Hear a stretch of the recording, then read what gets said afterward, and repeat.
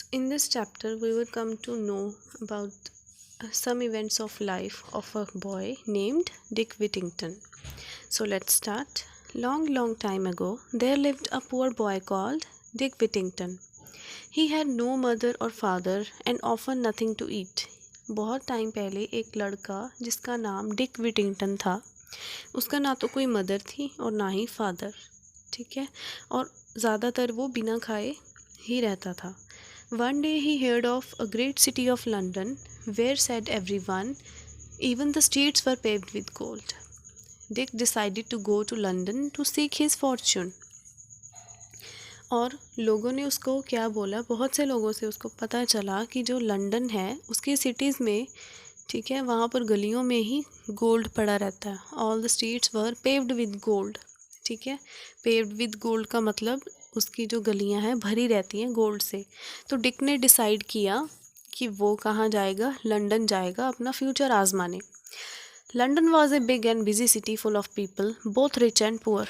London में बहुत से लोग थे, बिजी सिटी थी, जैसे बड़ा शहर होता है बिजी होता है, ठीक है. वहाँ बहुत भीड़ थी, बहुत तरह के लोग थे, अमीर भी थे, गरीब भी थे. But Dick could not find any streets that were paved with gold. But Dick को तो वहाँ जाकर कुछ मिला ही नहीं. देखिए, ऐसे उसको सिटीज़ मिली हैं जहाँ पर गोल्ड बिल्कुल भी नहीं है, ठीक है.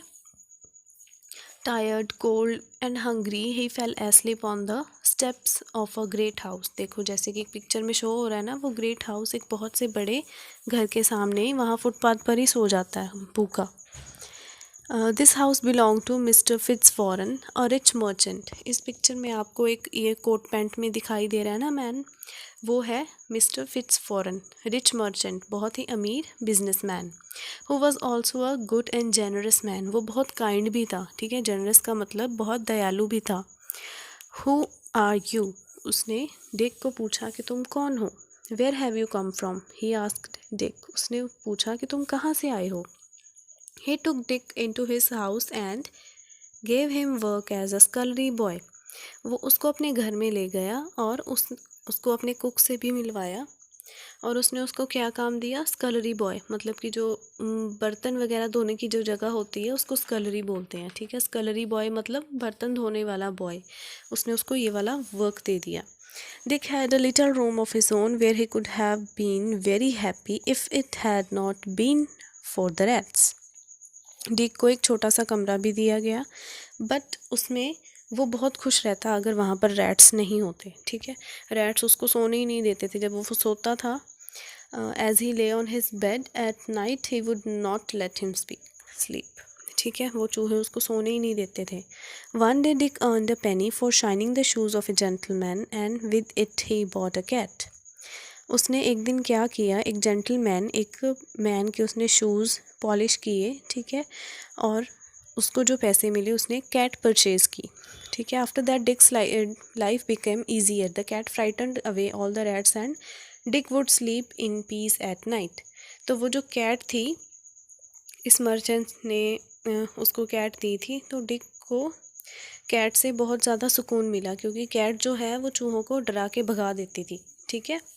One day, Mr. Fitzwarren called all the servants of the house all together. One of his ships were leaving far off land with goods to trade. ठीक है.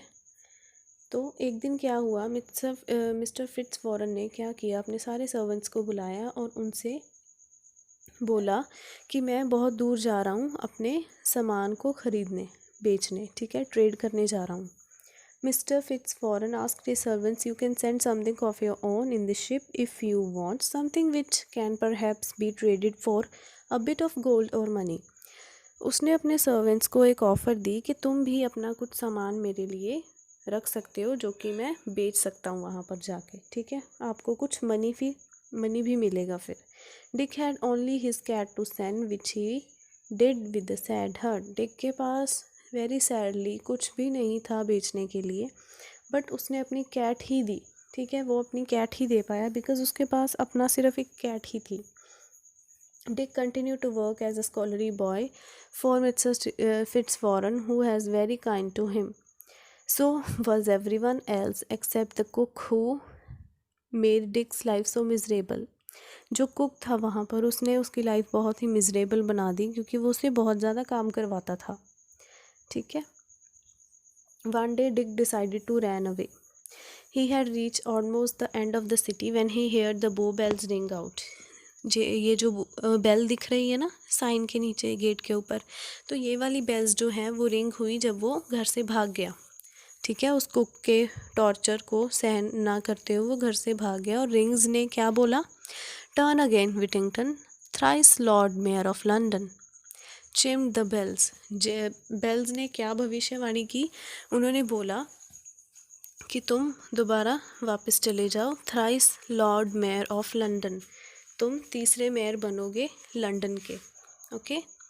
Dick was astonished but he did as the bells said so and went back to Mr Fitzwarren. वो बहुत ही ज़्यादा हैरान हो गया। Astonished का मतलब होता है हैरान होना। उसने क्या किया कि वो वापस चला गया, उसने उस बेल्स की बात मान ली। When he reached, he found that Mr. Fitzwarren's ship had returned and also that his cat had been sold for a great fortune to the King of Barbary, whose palace had been overrun with mice.